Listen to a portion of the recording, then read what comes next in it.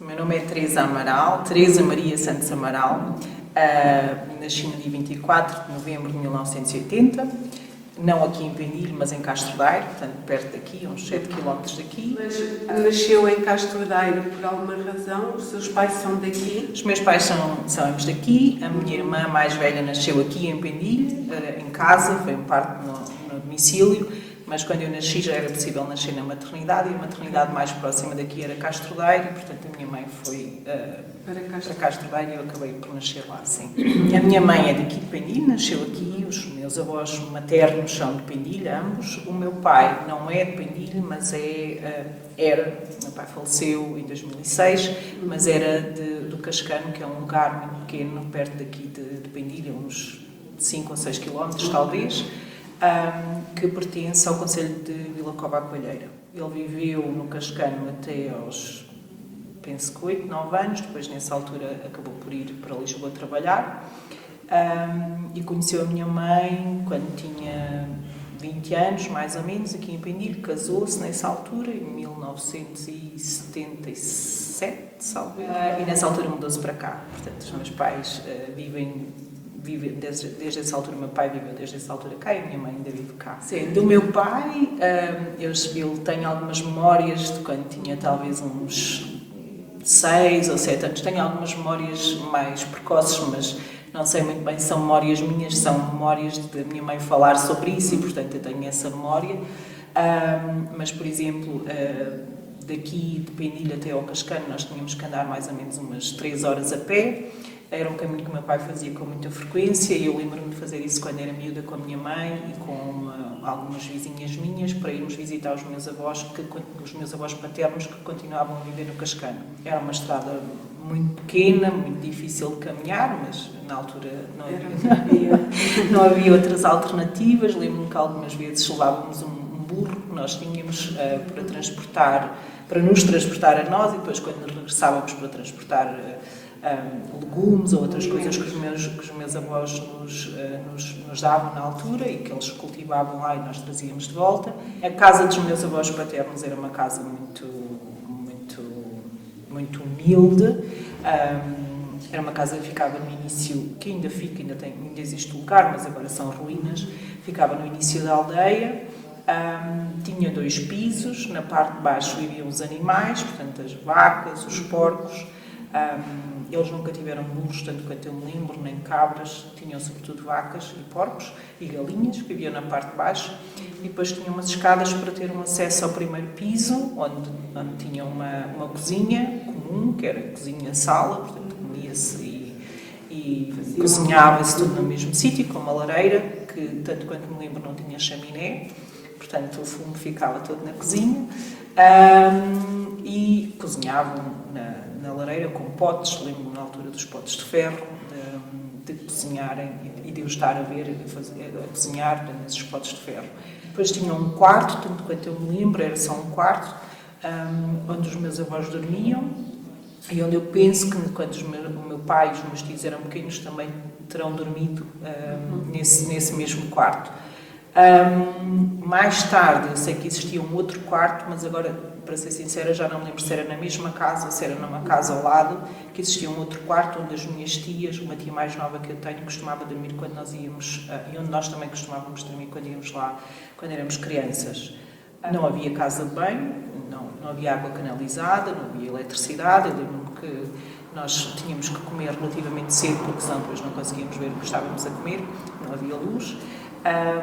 Tinha umas candeias para pôr durante a noite, que eu lembro que nós acendíamos quando éramos miúdos também, e portanto ou nós jantávamos muito cedo e íamos para a cama, ou então jantávamos e vinhamos embora e acabávamos por vir dormir aqui. Tenho uma memória relativamente que não me lembro bem se é a minha memória, mas a minha mãe dizia isto muitas vezes, porque a cozinha portanto, o sítio onde arrumavam as louças e onde tinham as coisas era a cozinha, portanto não havia chaminé e, portanto, os restos da cinza e tudo mais acabavam por cair em cima da louça e eu não comia naquela louça, tinha que lavar a louça para eu comer, porque senão eu não comia.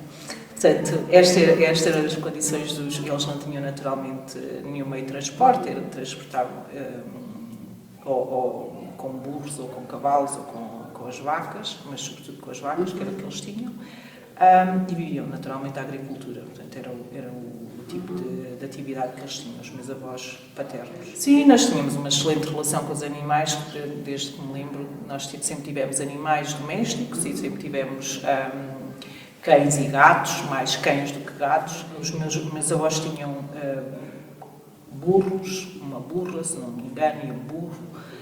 Cavalos, não me lembro bem, mas havia cavalos também na aldeia, tinham vacas. E portanto a minha relação com eles com os animais sempre foi muito próxima. Os meus pais, quando nós éramos miúdos, tivemos uma vaca, tínhamos sempre uma vaca, várias vacas diferentes, mas tínhamos sempre uma. Tivemos burros também, galinhas, porcos, coelhos, portanto sempre tivemos animais domésticos. E depois tínhamos cães e gatos, mas sobretudo mais cães, que na altura não viviam dentro de casa, embora agora tenham animais, eles vivem todos dentro de casa, mas na altura não viviam. E sim, sempre tivemos, durante a minha infância, tanto eu como os meus irmãos tivemos muito contacto com os animais, com todo tipo de animais. Portanto, era o que nós usávamos para nos deslocar e também acabávamos por usar para carne, para ovos, para leite, portanto, para arar. Sim. E de ajuda, no fundo, para trabalhar os terrenos, porque apesar do meu pai não se dedicar à agricultura, acabou por trabalhar fora do Pendilho, mas a minha mãe fazia alguns desses trabalhos e, portanto, tínhamos que ter alguma ajuda e os animais ajudavam nesse sentido, eram ajuda para arar, para transportar, enfim, eram, no fundo, uma força de trabalho, era o que toda a gente usava na altura e os meus pais também tinham esses animais. Com os meus avós paternos eu nunca tive uma ligação tão próxima por causa deles não viverem aqui. Portanto, nós íamos com alguma frequência à casa deles, mas era uma ligação um bocadinho menos próxima do que com os meus avós maternos, porque os meus avós maternos viviam a 50 metros da casa da minha mãe, portanto era uma ligação muito mais próxima. Mas sim, tenho algumas memórias desse tempo, sobretudo com o meu pai, que tentava que nós tivéssemos essa ligação também com os meus avós paternos, naturalmente. Não tenho uma grande ligação ao sítio, porque as minhas memórias são mesmo de uma infância até aos 7, 8 anos. Depois a minha avó paterna faleceu, quando eu tinha, penso eu, uns 8 anos, e portanto a nossa ligação a este lugar, digamos assim, deixou de ser tão frequente e tão próxima. Nós tínhamos uma vivência mais próxima com os meus avós maternos, por causa da proximidade física, sobretudo, porque eles viviam a 50 metros da casa da minha mãe, dos meus pais, e portanto eu tinha uma grande ligação com os meus avós paternos, sobretudo com a minha avó, e portanto passávamos muito tempo com ela. Minha mãe trabalhava muitas vezes também fora nos terrenos, cultivar, e não estava sempre em casa, e portanto tínhamos alguma ligação. A minha avó ficava connosco, tomava conta de nós depois da escola. A escola terminava às 3 da tarde, nós vinhamos a pé da escola para casa, com os meus amigos da escolinha, e a minha avó ficava a tomar conta de nós até a minha mãe depois chegar a casa. Portanto, tinha uma ligação muito próxima com a minha avó. Enfim, os meus avós maternos também tinham animais, nunca tiveram vacas, mas tinham cabras, ovelhas, galinhas, coelhos. Tinham também um burro, tanto quanto eu me lembro, ou diferentes burros, mas tinham sempre um burro. E, portanto, nós quando íamos para os terrenos, íamos sempre montados no burro. Lembro-me, temos algumas fotografias, eu e a minha irmã e o meu irmão, os três em cima do burro, porque éramos tão pequeninos que dava para irmos os três. A minha avó sempre foi uma pessoa de ficar mais em casa. O meu avô trabalhava mais no campo e foi era pedreiro também. A minha avó ficava mais tempo em casa, portanto era ela que estava mais próxima de nós. Tinha uma horta por trás da casa, onde ela cultivava a maior parte das coisas que nos dava, como miminhos, alfaces, cenouras, Lembro-me dos pimentos, que sabiam a pimento, que agora não sabem a pimento. As cenouras que nós arrancávamos da terra e lavávamos e íamos comer. Tinha um jardim por trás da casa que tinha sempre flores o ano inteiro.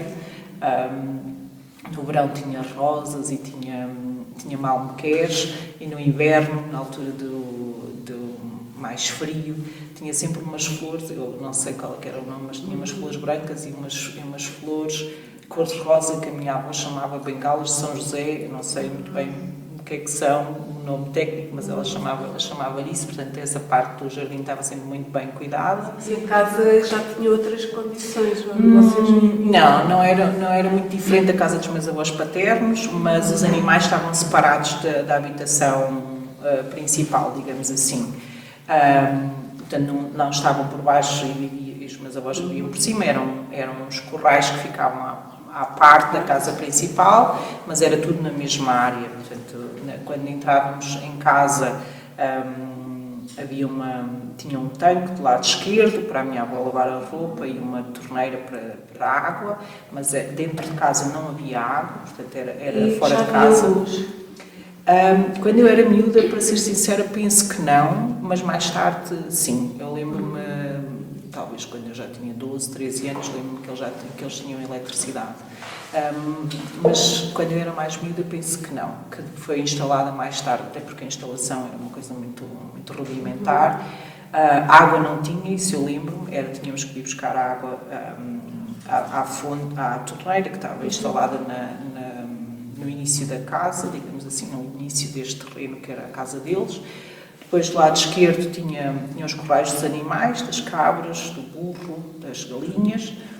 Do lado direito tinha uma arrecadação para a lenha que ficava também próximo da entrada da casa, e depois era um quinteiro aberto até, sei lá, uns 4 ou 5 metros, e depois era o sítio onde os meus avós viviam. E aí estava dividido. A primeira casita do lado esquerdo era a cozinha e a sala, onde eles comiam e cozinhavam.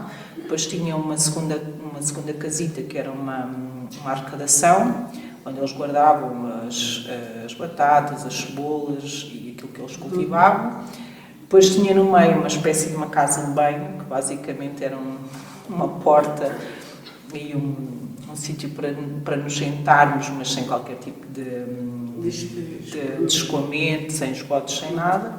E depois do lado direito era uma espécie de uma sala onde nós comíamos quando éramos mais pessoas, ou quando era a cegada, ou a malhada, ou a matança do porco, comíamos nessa sala que era mais espaçosa. E depois tinham 2 quartos, que era o quarto dos meus avós e o quarto onde a minha mãe e a minha tia dormiam quando eram solteiras. Portanto, isto era mais ou menos a casa dos meus avós. Como o seu pai foi para Lisboa e veio, adquiriram casa? Não, o meu avô materno aliás, a minha bisavó materna tinha terrenos próximos da casa do meu avô materno e cedeu-os na altura à minha mãe, e eles construíram uma casa nesse terreno. Portanto, não compraram, construíram a casa a diferentes velocidades e de forma não foi tudo ao mesmo tempo. A casa ainda não está construída neste momento, ainda não está finalizada, mas sim, tínhamos. Portanto, a casa fica a uns 50 metros da casa dos meus avós. A primeira casa que eu me lembro era uma casa que tinha uma entrada direta da rua, e depois tinha um alpendre também, fechado, onde nós guardávamos lenha, e o chão não era chão, nós usávamos fieiros, carquejas e coisas desse género para tapar o chão, porque era um chão de terra. E do lado direito, quando nós entrávamos, tinha uma casa de banho relativamente pequena, mas tínhamos casa de banho com uma fossa. Na altura não existia a ligação aos esgotos, era a fossa, e mais tarde foi feita a ligação aos esgotos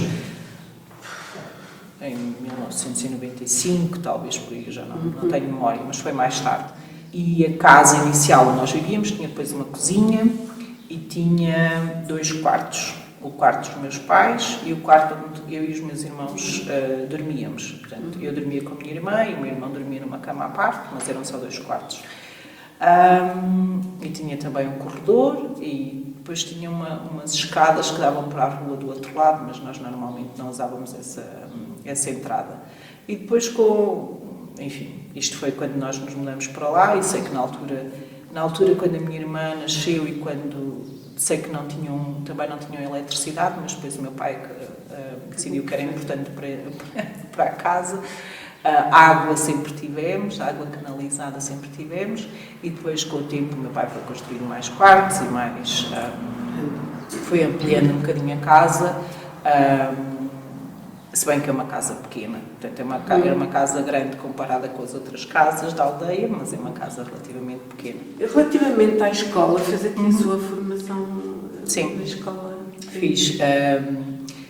Eu entrei no jardim de infância com a minha irmã 2 anos mais velha que eu, mas como ela ia para o jardim de infância também não queria ficar sozinha em casa e portanto eu fui para o jardim de infância, penso que tinha 3 anos ou 2 anos e meio, qualquer coisa desse género, e fiz, portanto, até aos 5 anos, estive no jardim de infância e depois eu nasci em novembro e portanto teoricamente não deveria ter entrado na primeira classe porque não tinha os 6 anos feitos, mas acabei por entrar. E portanto entrei na escola primária com 5 anos em setembro e depois fazia 6 em novembro. Fiz a escola primária toda aqui, em Pendilha, até à 4ª classe. Depois, no 5º ano e no 6º ano, fui para a escola preparatória de Vila Nova de Paiva, onde fiz os 2 anos. Na altura eram só 2 anos, agora penso que está um bocadinho diferente. Como é que iam daqui para lá? Para Vila Nova íamos de autocarro. Tínhamos um autocarro que saía, penso que às 7h30, mais ou menos. Tinha duas paragens, 2 ou 3 paragens, uma paragem no largo da Latada, que era onde saía o autocarro. Depois tinha uma segunda paragem antes de entrar na estrada nova, na estrada principal, nós chamávamos a estrada nova. E depois tinha uma paragem mais à frente, que era aquela onde nós parávamos, que é onde tem agora uma paragem, efetivamente, um sítio para nos abrigarmos da chuva, que é a primeira saída do lado direito. E nós apanhávamos autocarro aí, eu e os meus irmãos e os nossos vizinhos apanhávamos autocarro. Eram muitos alunos quando Sim, éramos muitos, sim. Eu não tenho ideia de quantas pessoas são que nasceram no mesmo ano que eu, mas eu acho que somos para aí uns 15 ou 16. Do 5º e do 6º ano tínhamos aulas na escola preparatória e depois a partir do 7º ano tínhamos aulas na escola secundária e portanto todos os alunos que tinham aulas em Vila Nova de Paiva iam no mesmo autocarro. Depois passávamos por Vila Cova à Coalheira, levávamos o resto dos estudantes e portanto era um autocarro enorme com 50 e tal lugares, ia normalmente cheio, portanto era uma Isto há quantos anos, mais ou menos? Eu nasci em 80, isto foi 1991, 92, por aí. Foi quando eu fui para o liceu. Houve uma altura em que passámos a levar também os estudantes da Carvalha, que é uma localidade relativamente perto daqui,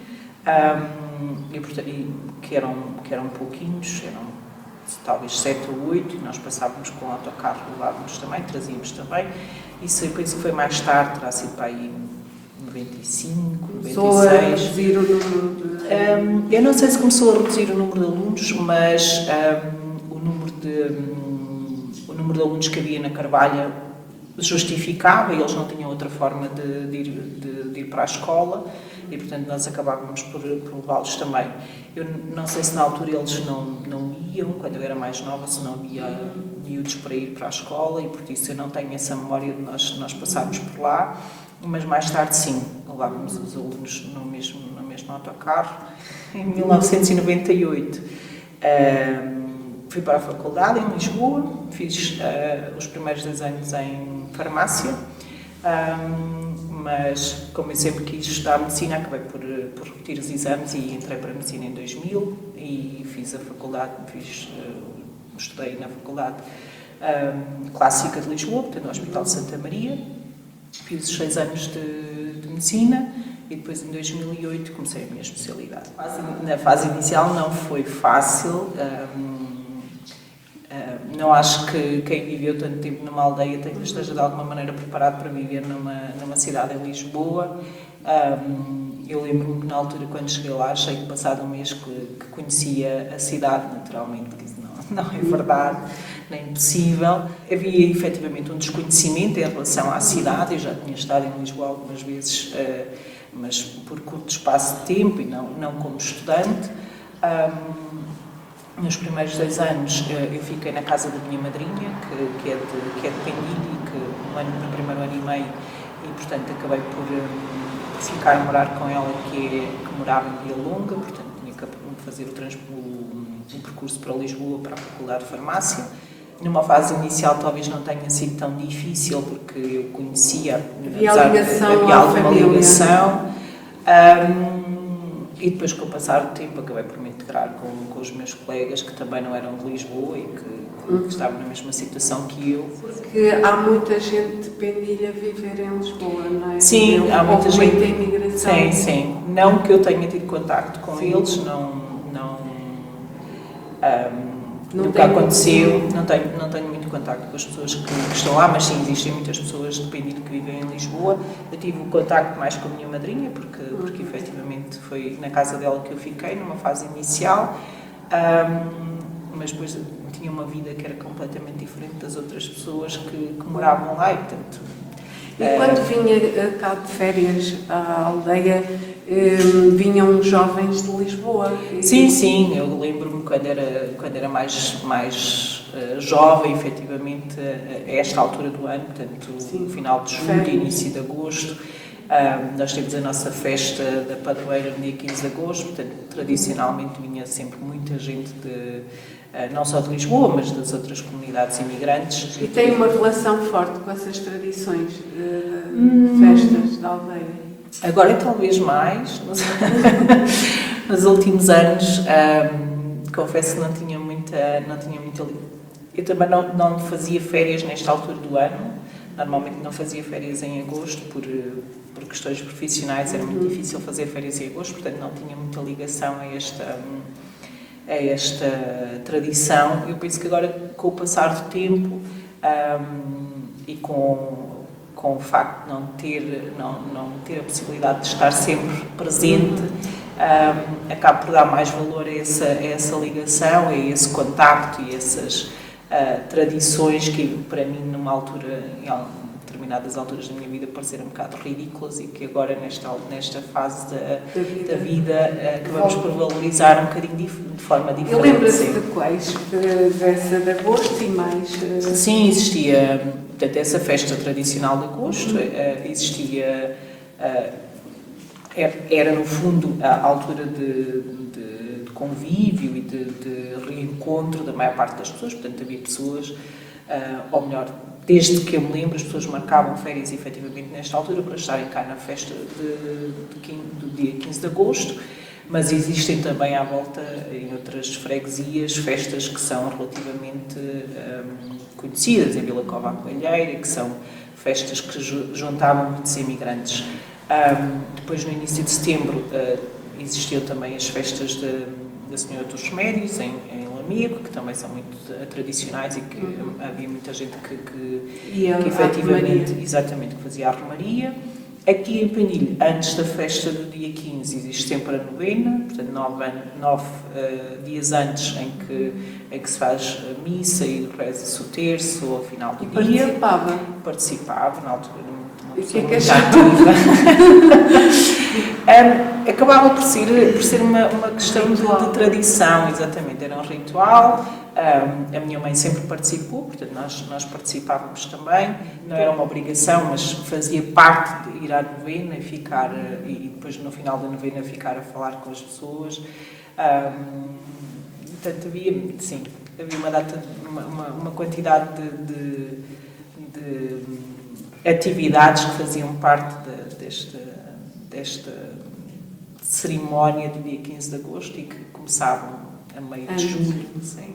Acho que era uma coisa, algo motivado mais pela comunidade. Portanto, todas as pessoas acabavam por fazer isso, participando ativamente ou não nas cerimónias religiosas, toda a gente acabava por participar de alguma maneira. Portanto, quem não participava ficava um bocadinho de fora, digamos assim, portanto fazia parte. Esteve na organização de alguma?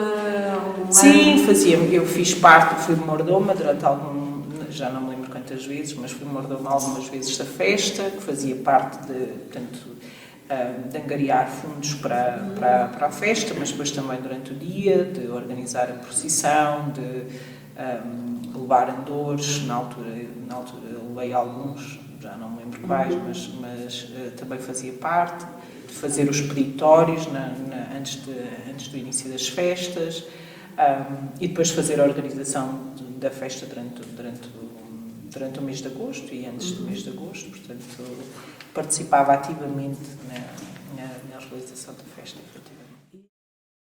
E a sua vivência em Lisboa, a sua atividade profissional? Não é nada de especial, diferente de outras atividades profissionais. Talvez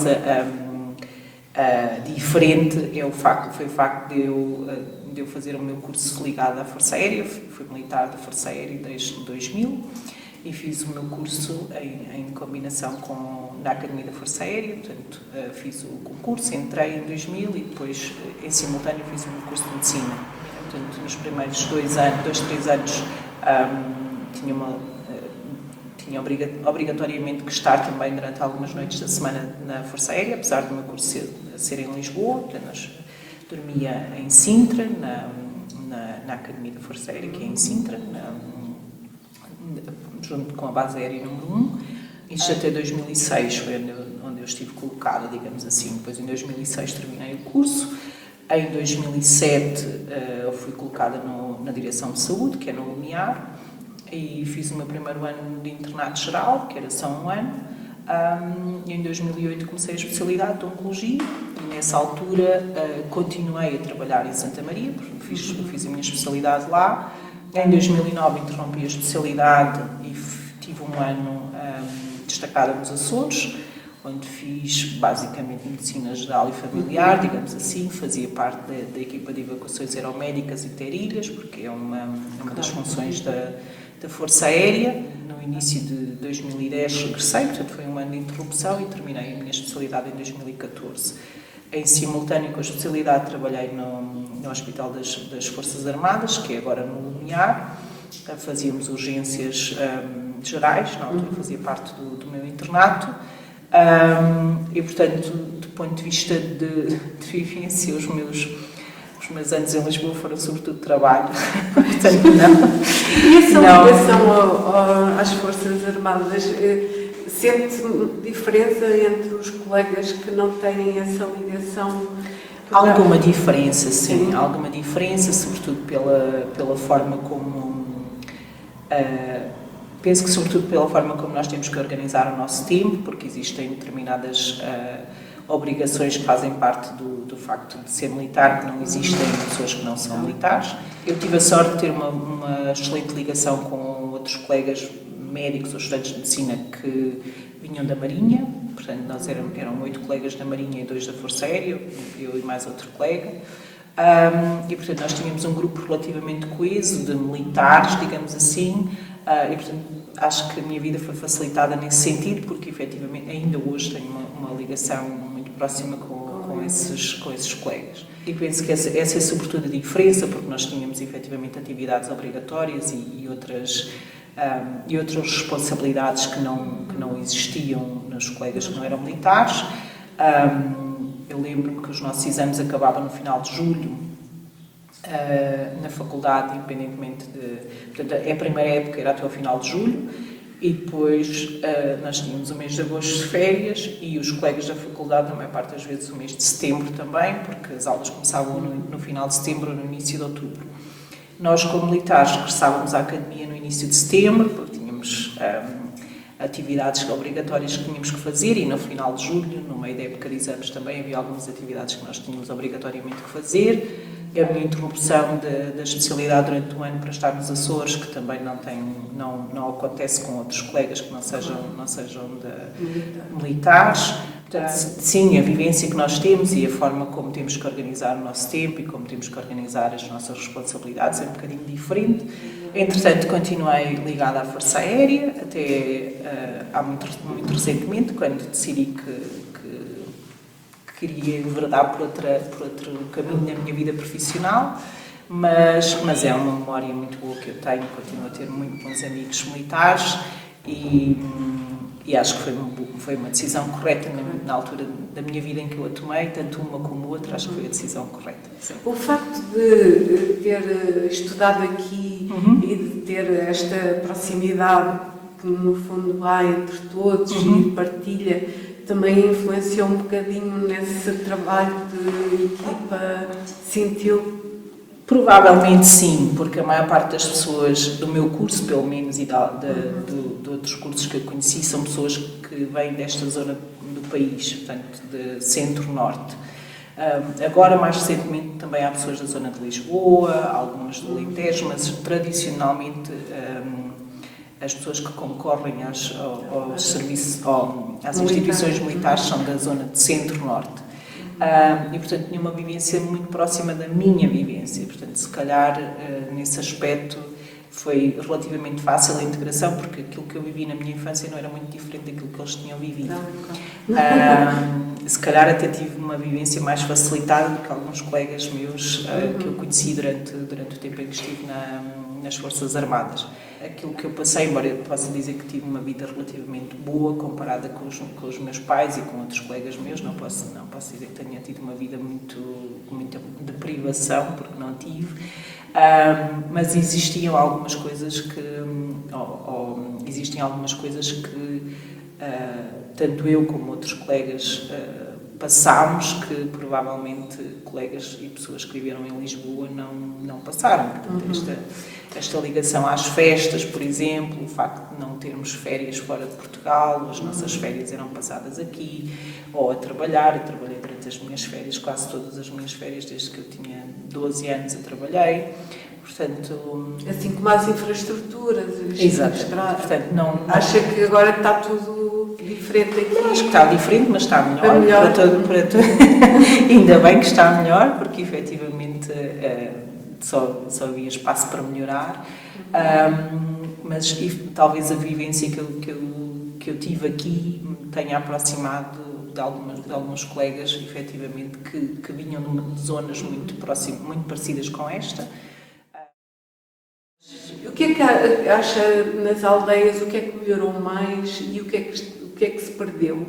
Claramente, em termos tecnológicos, houve grandes melhorias, melhorias de acessibilidade que nós não tínhamos. Eu lembro-me que a nossa viagem para Vila Nova de Paiva demorava, em alguns casos, 30 minutos. Lembro-me para ir para Viseu, nós passávamos a manhã inteira no autocarro para chegarmos a Viseu.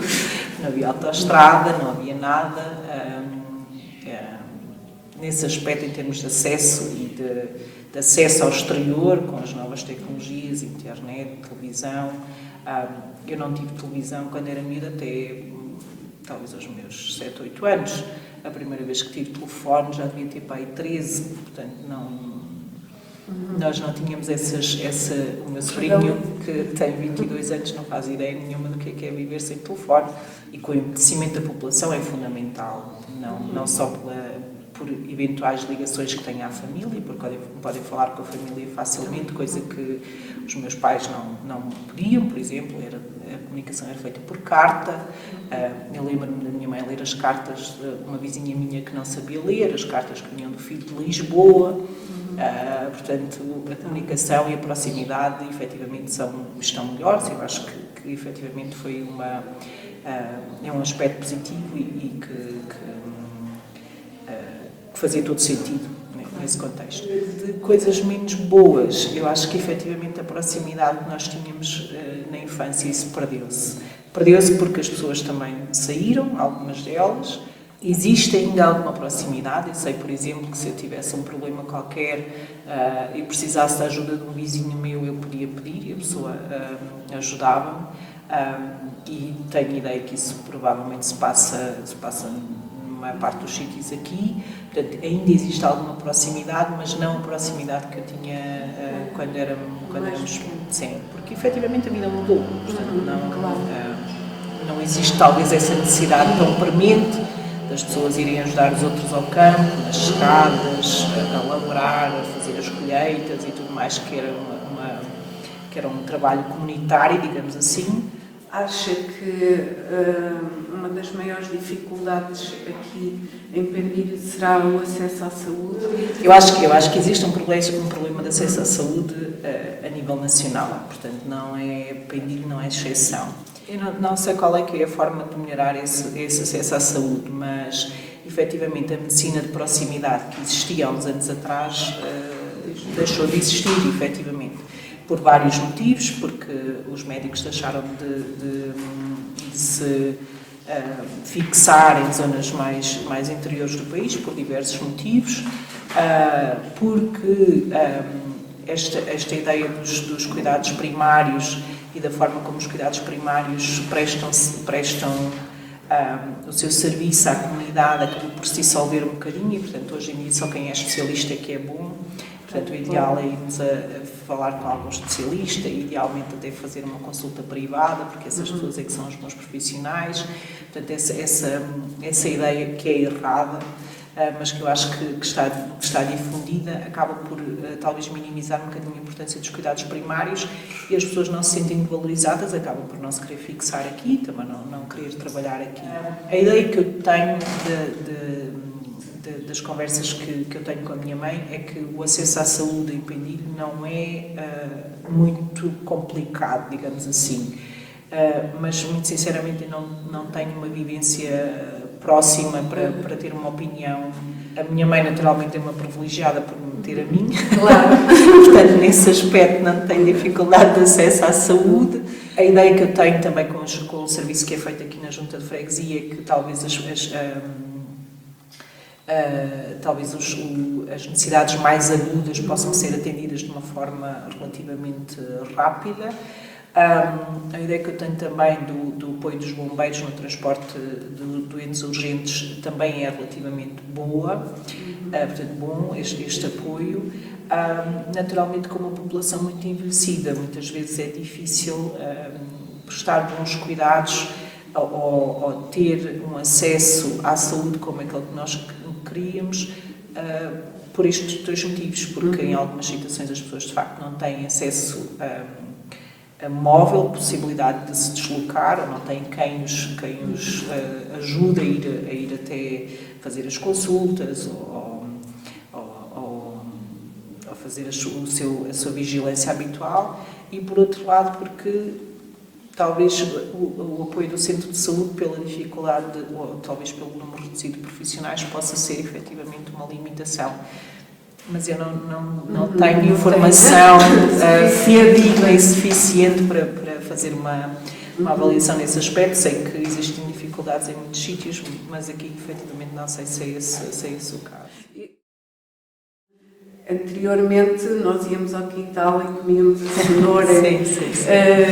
Acha que hoje em dia os que ainda fazem agricultura ainda fazem dessa forma ou já usam muitos produtos?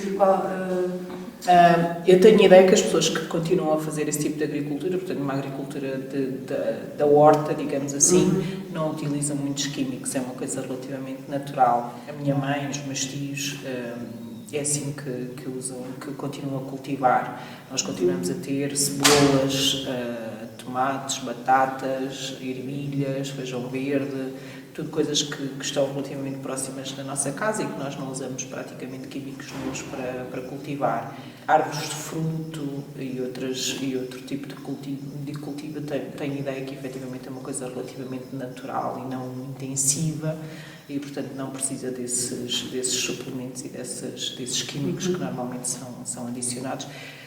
Eu, quando venho cá e como desses alimentos, efetivamente sabem. Tomate que sabe a tomate, cebola que sabe a cebola, portanto é um bocadinho diferente, efetivamente. Sim. Qual é a sua opinião em relação, hoje em dia, à alimentação que é feita?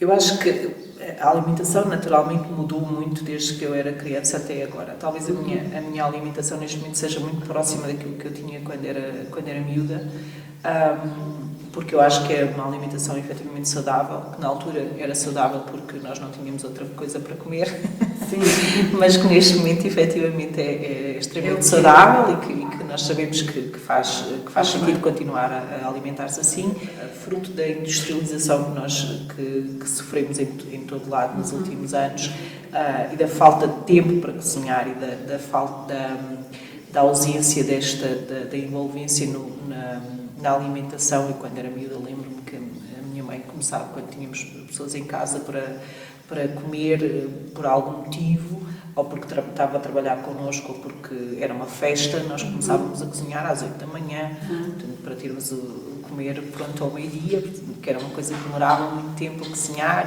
e as coisas eram feitas de forma lenta e praticamente nada era comprado. Hoje em dia, fruto da vida que nós vivemos e da falta de tempo que todos nós temos e que acabam por...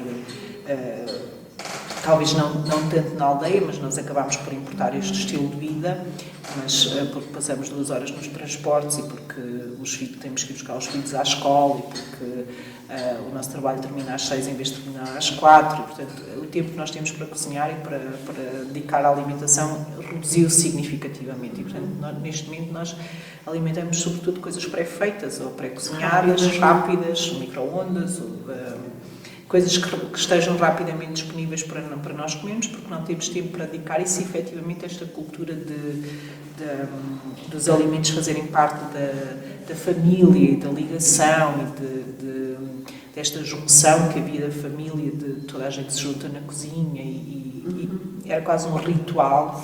Neste momento nós deixámos de ter tempo para isso, portanto, esta mudança da alimentação está muito associada com esta alteração do estilo de vida, que eu acho que para pior. Com a pressão que nós temos neste momento de estarmos sempre disponíveis, de termos 2 trabalhos, de termos que gerir tudo isto de uma forma excelente em todas as nossas áreas, na família, no trabalho, no social, resta-nos muito pouco tempo para nós dedicarmos a outras coisas, porque efetivamente o tempo é finito, é limitado, não é? E, por outro lado, penso que nas aldeias talvez isso tenha acontecido, e eu falo por mim, numa fase inicial era um bocadinho, é efetivamente mais fashion comer esse tipo de comida do que comer uma salada feita com legumes do campo. Era muito mais fashion comer um hambúrguer com batatas fritas, não é? Portanto, este estilo de vida e esta moda também acabou por mudar um bocadinho os nossos hábitos alimentares, que naturalmente, numa fase com mais anos, eventualmente alterará também a forma como as pessoas veem a alimentação, coisas que para mim, que eu gosto de comer, o meu sobrinho, por exemplo, não gosta porque nunca comeu, ou não fazia parte da alimentação dele de infância, porque já na altura era diferente. Nós temos 20 anos de diferença e, portanto, já na altura era diferente. Mas, sim. Acha que a nossa entrada na União Europeia veio ajudar o país? Eu não me lembro dessa adesão de uma forma muito presente. Tenho ideia que efetivamente trouxe melhorias, sobretudo em termos de acessibilidade. Sim, de abertura ao exterior também, mas de ligação dentro do país, porque havia, penso, na minha opinião, alguma dificuldade em termos de ligação das diferentes áreas do país, porque efetivamente os acessos eram maus, portanto não havia bons acessos. E acho que efetivamente esta abertura ao exterior foi boa, porque a única forma de nós evoluirmos é compararmos com alguém ou com algum país que seja melhor que nós e tentarmos de alguma maneira atingir esse nível. Para nós, em termos de aldeia, não tenho grande ideia de coisas más que tenham acontecido. Talvez do ponto de vista de política da União Europeia, que nos limitou um bocadinho os nossos direitos enquanto país, porque tivemos que de alguma maneira nos articular com os outros países, nomeadamente na pesca, na agricultura. Acho que efetivamente nesse aspecto terão sido para o país, terá sido efetivamente uma desvantagem, uma coisa menos positiva. Eu acho que a parte da abertura à União Europeia, ou da ligação que nós temos à União Europeia, neste momento acaba por ser fundamental do ponto de vista profissional para mim e para outros profissionais também. O facto de nós termos uma livre circulação de pessoas acaba por se tornar uma mais-valia e facilitar a nossa vida enquanto profissionais, estudando ou tendo feito a minha formação em Portugal e depois em trabalhar noutro país, e o mesmo e o inverso também acontece. Portanto, esse aspecto facilita muito o nosso reconhecimento enquanto da nossa profissão e da nossa qualificação profissional num outro país. Neste momento, a ligação que eu tenho a outros países e outros profissionais de outros países dá-me essa leitura, exatamente, e essa capacidade de análise, de perceber que efetivamente o facto de nós estarmos na União Europeia é uma mais-valia. Eu tenho alguns colegas que vêm de outros países que não fazem parte da União Europeia e em termos de reconhecimento das qualificações profissionais é muito mais complicado. Um outro aspecto que eu acho que foi importante para nós também foi a nossa, neste sentido da abertura, foi a nossa abertura também a produtos estrangeiros, digamos assim, sobretudo filmes, livros, e uma grande vantagem que nós temos em Portugal é o facto de nós não termos traduções simultâneas da grande maioria dos programas.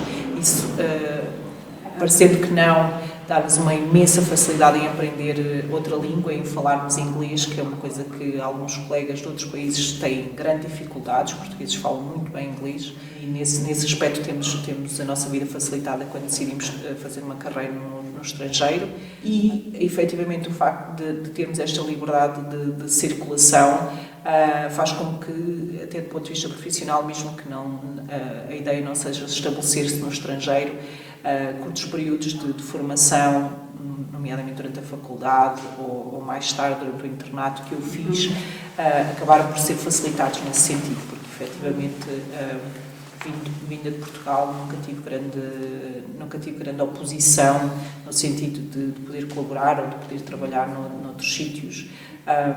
Isso efetivamente é uma mais-valia, sem dúvida nenhuma. Sim, eu terminei a minha especialidade em 2014. Em 2016 comecei o meu programa de doutoramento, que terminei o ano passado, em 2021.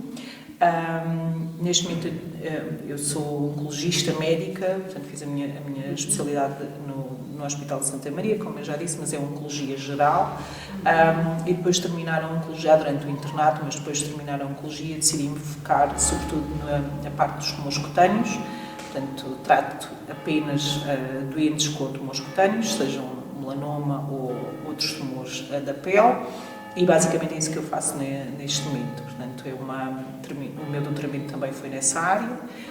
Fiz a defesa da tese em Portugal, na Faculdade Nova de Lisboa, há um ano mais ou menos. E também é nessa área, portanto, no tratamento sistémico que nós temos neste momento para oferecer a estes doentes com esta patologia, e é isso que eu faço neste momento. Portanto, dentro da oncologia, em Portugal é um bocadinho difícil dedicarmos apenas a uma área da oncologia, como acontece noutras especialidades, porque o conhecimento é muito abrangente neste momento e as novidades que surgem acontecem de uma forma muito rápida e, portanto, é muito difícil a pessoa manter-se atualizada quando trata vários tipos de patologias e portanto, a minha decisão foi efetivamente tratar apenas doentes com tumores cutâneos, e nesse aspecto é relativamente mais fácil manter-me atualizada. É sempre muito multidisciplinar e, no meu caso, muito multinacional. Desde 2016 estou ligada também a uma associação europeia, que é a Sociedade Europeia para a Oncologia Médica, que se chama ESMO, e nesse percurso sou neste momento, não é bem presidente, mas é como se fosse presidente do grupo de jovens europeus, do grupo de jovens oncologistas europeus, e portanto nesse aspecto o meu trabalho sobretudo muito multidisciplinar. Nós temos pessoas de todos os países da Europa. Abrimos recentemente uma call para novos membros e temos neste momento um um membro da China, um membro da Austrália também, portanto a colaboração é muito multinacional e muito dinâmica também, porque efetivamente tem que ser assim. Portanto, na área da medicina é impossível a pessoa não trabalhar de forma internacional e com ligações internacionais, porque é a única forma, efetivamente, de evoluirmos em termos de conhecimento, não há outra forma. A sua vivência aqui em Pendilha marcou para a sua vida e para o meu percurso, para o seu percurso? Eu acho que existiram vários aspectos. Em primeiro lugar, provavelmente a liberdade que eu tive aqui, que acabou por não me tornar muito cínica nas minhas relações com outras pessoas, no sentido de que, efetivamente, eu tive uma infância muito livre e um contacto muito próximo com todos os meus amigos, com os vizinhos, com a aldeia inteira. Portanto, era uma proteção que eu acho que a maioria dos miúdos hoje em dia não goza com a dificuldade que nós temos de confiar nas pessoas que estão à nossa volta. Isso foi uma coisa que eu, na minha infância, não senti. Eu podia confiar em toda a gente, eu podia, se eu ficasse no meio do caminho, alguém me iria levar à casa da minha mãe, toda a gente sabia onde é que eu morava. Portanto, é uma proximidade que eu acho que me marcou nas minhas relações no futuro também. Portanto, esta forma de trabalhar e de me ligar, de me relacionar com outras pessoas, acho que tem muito a ver com a forma como eu vivi a minha infância aqui em Pendilha. Outro aspecto que eu acho que marcou também pela positiva foi o facto, como disse, eu não tive uma vida de privações, mas não tive uma vida como outros colegas meus que viveram e que vieram de outros meios. E, portanto, de alguma maneira também nunca senti que tivesse direito a alguma coisa, sempre achei que, efetivamente, para ter alguma coisa teria que trabalhar para isso, e provavelmente esta minha postura na vida acabou por me ajudar a conseguir, de alguma maneira, evoluir do ponto de vista profissional e não achar que algumas derrotas, digamos assim, que eram o final do caminho, e de continuar, de alguma maneira, a trilhar o meu caminho do ponto de vista profissional. Provavelmente esta necessidade de trabalhar para ter aquilo que eu queria quando eu era mais jovem ajudou-me a relativizar os insucessos que eu tive ao longo da minha vida, porque faziam parte do caminho.